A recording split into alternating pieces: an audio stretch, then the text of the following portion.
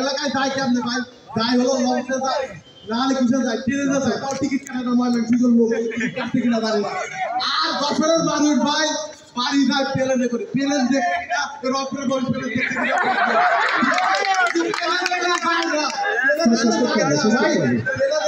দশরের লোক ধরে নাকি খুঁটি সব করে না, আপনার খুঁটি সব বছরের সত্য বিশ্বাস করলে একটা বাড়ি ফেলে দেখো।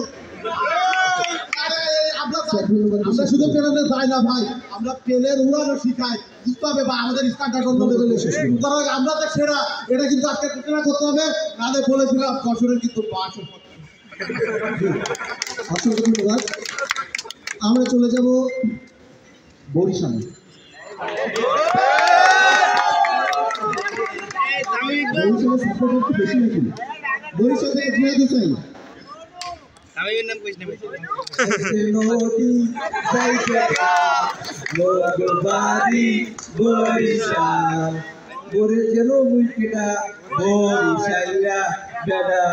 ধন্যবাদ মানুষ স্পিকার। আপনারা কে কে বরিশালের কথা শুনবেন? আপনারা কে কে বরিশালের কথা শুনবেন দেখতে চান?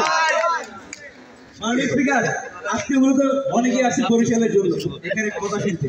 তো এখানে অনেকেই আসছে বগুড়া, তারপর যশোর, এরা একটু পরিচিত হতে আসছে, তারপর এখানে পঞ্চগড় পরিচিত হতে আসছে। মানুষ চিন্তা করলাম যে সিলেবাস তো পরিচিত হতে আসছে, এদের জন্য একটু যাই। আবার অনেকে বলে যাচ্ছে যে আমরাই সেরা, এটা মানুষ স্পিকার আমাদেরকে বলে যাবে। মাননীয় স্পিকার, আমরা তো এমনিতেই সেরা, তো এখানে আজকে নির্বাচিত হবে কারা দিত, এখানে আসলাম যে ওরা যেন ওদের কথাটা বলতে পারে, যেন ওরা ওদের পরিচয়টা দিতে পারে। মাননীয় স্পিকার, এবার মাননীয় স্পিকার আমি যদি মাননীয় স্পিকার যদি বলি আমাদের বরিশালের কথা, মুক্তিযোদ্ধার কথা যদি বলি, আমাদের বীরশ্রেষ্ঠ মুস্তাফা কামাল, বীরশ্রেষ্ঠ জাহাঙ্গীর এবং ৯ নং সেক্টরের মেজর জলিল, তারা বরিশালের সন্তান। এবং যদি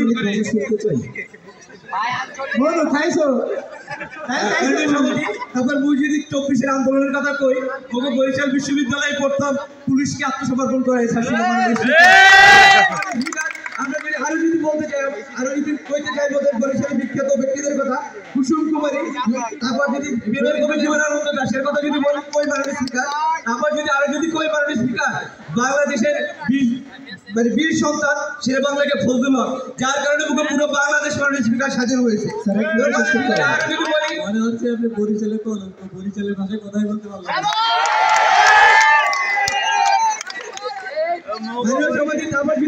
তারপর যদি কই আমাদের এই যে কোঠা আন্দোলনের কথা, কোঠা আন্দোলন প্রথম শুরু করছে বরিশালের ফলান নুরুল হক নূর, তার মাধ্যমে কোঠা আন্দোলন হয়েছে মাননীয় স্পিকার। তারপর যদি বলি সুফিয়া কামাল, এই যে ওরা যে এত কথা মানুষের কইয়ে গেল, ওদের যে ওরা যে এরকম দেখাইতে পারবে না সুফিয়া কামালের মতো কোনো নারীবাদী, বা যাদের মাধ্যমে নারীর শিক্ষা শুরু হয়েছে মাননীয় স্পিকার, একমাত্র সুফিয়া কামাল যিনি ছিলেন তার মধ্যে কইতে চাই কমিটি রায়ের কথা, যিনি একমাত্র মহিলা ছিল, যিনি ভারতীয় উপমহাদেশে প্রথম